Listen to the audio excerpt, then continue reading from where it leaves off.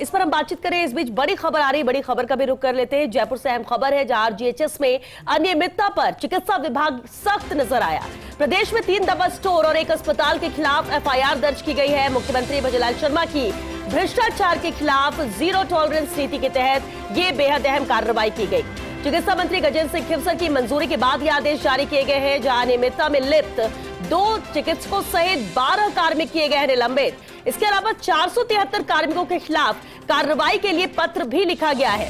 8 allopathic और 2 आयुर्वेदिक चिकित्सकों पर भी ये बड़ी कार्रवाई होगी। चिकित्सा विभाग की ये बेहद अहम कार्रवाई है, जहां आरजीएचएस में अनियमितता पर चिकित्सा विभाग सख्त हुआ है और सख्ती इस बार एक्शन में तब्दील होती हुई नजर आई है।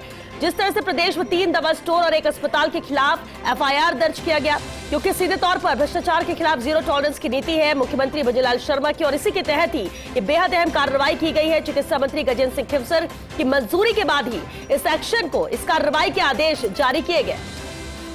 और चलिए इस पर ज्यादा जानकारी के साथ एसोसिएट एडिटर विकास शर्मा हमारे साथ जुड़ चुके हैं। विकास, बेहद अहम ये कार्रवाई है। जिस तरह से सख्ती तो नजर आ रही थी, जीरो टॉलरेंस की बात भी कही जा रही थी, लेकिन एक्शन भी नजर आया। कितना बड़ा ये मामला है और कितनी सख्त है सरकार इसे लेकर?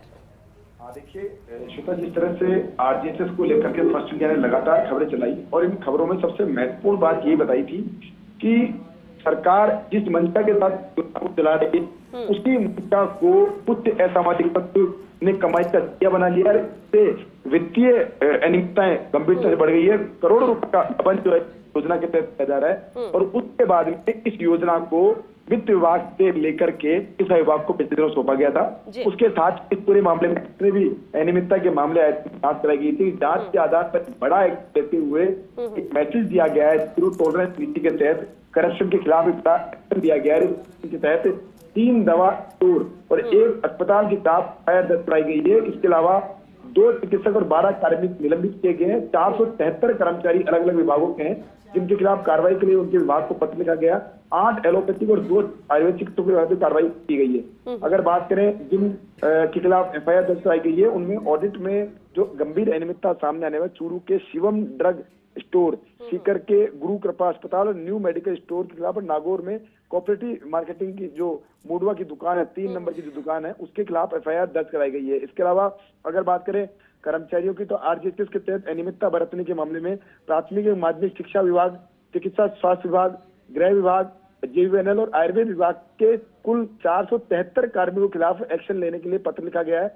इन कार्मिकों की अगर जांच कराई गई तो उनमें देखा गया था कि दवाओं की जगह फार्मेसी स्टोर से इन्होंने अलग तरह के सामान लिए थे। इसके अलावा पंचक्रम शिरोधारा का अनावश्यक उपयोग किया गया है। इसके अलावा मेडिकल स्टोर में गंभीर तरह की अनियमितताएं सामने आई। इसके अलावा 12 कार्मिक ऐसे भी हैं जिनको निलंबित किया गया है। ये वो कर्मचारी है जिन्होंने अपने नाम पे, अपनी पत्नी के नाम पे या अपने बच्चे के नाम पर अपने रिश्तेदारों का इलाज कराया था और इनकी जब जांच कराई गई तो जांच के आधार पर इनके सख्त एक्शन लेते हुए इनको निलंबित करने की कार्रवाई की गई है। इसी प्रकार से 8 एलोपैथिक चिकित्सक भी ऐसे चिन्हित किए गए हैं जिन्होंने अनावश्यक दवाइयां लिखी है, जिनके फर्जी प्रिस्क्रिप्शन भी सामने आए। तो इन सभी पर बड़ी कार्रवाई करने के साथ ही अभी आरजीएचएस के अंदर जो भ्रष्टाचार है उसको रोकने के लिए एंटी फ्रॉड सेल का गठन किया जा रहा है, जो कि अपने आप में एक बड़ा मैसेज है इस बात को लेकर के कि योजना भले ही कर्मचारियों के और साथ में उन अधिकारियों के लिए सेवा के रूप में की जाएगी, लेकिन बिल्कुल विकास, और ये भी तय इस एक्शन से ये भी तय हो गया है कि ये महज शुरुआत है,